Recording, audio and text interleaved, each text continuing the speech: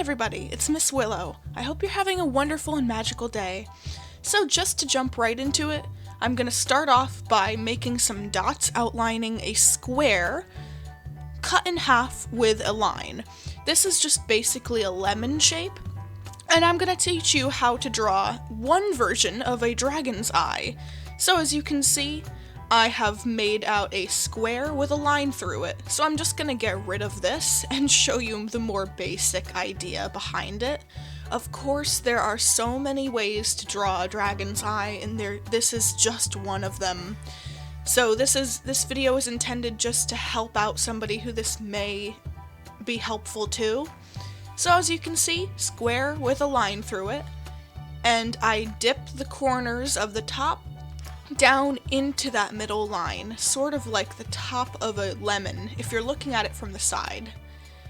I personally like to make my lines go past the bottom of the square to make it look like a little bit droopier of eyes, a little bit wider, and they kind of have this bent down shape. Sorry if you guys can hear the train in the background.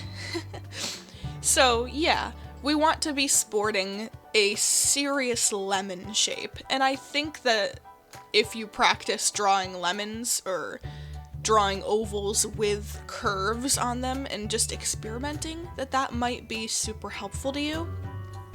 This is up to you, this is optional. I like to add a little hook for the tear ducts of the dragon's eye, and then add some little curves for the wrinkles above the eye. Again, I make sure that there's cuts and splits in the line there that I'm doing, so that they are just a little more detailed. Then going above the square, but still in where the square is generally placed, I will draw a full circle. And that circle is going to be the iris, the pupil and iris of the dragon. I'm going to get rid of what is hidden by the eye. Of course, you don't have to draw a full circle. You can just draw a half moon in the eye, but that might be easier for some people. I've turned down the opacity. If you are doing this on a sketchbook or physical traditional art, just make the test lines that we made super duper light so that you can erase them and kind of still see what you're drawing over before you do some dark lines like I am right now. Of course, I got a little bit sloppy because I was so excited to see the finished product. That's a theme with me, really.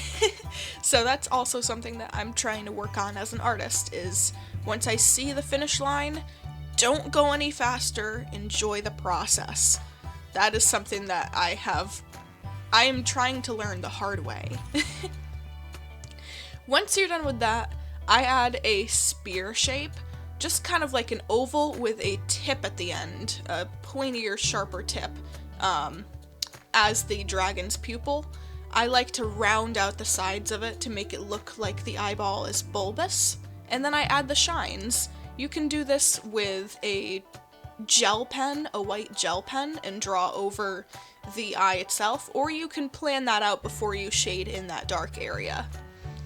Now, this isn't particularly a tutorial on coloring, but I figured I would go ahead and find some areas to give it a little bit of pop of color, and of course, some of the color ended up bleeding into the other shapes, and I had to find all of those little hidden cracks and fill them up, and of course, that is an artist's worst enemy, is recording and getting that kind of like zappy, oversaturated look of the blinking lights. That is a major pet peeve with me, personally, so I tried not to do that too much. I went ahead and I gave it very, very simple coloring and simple shading.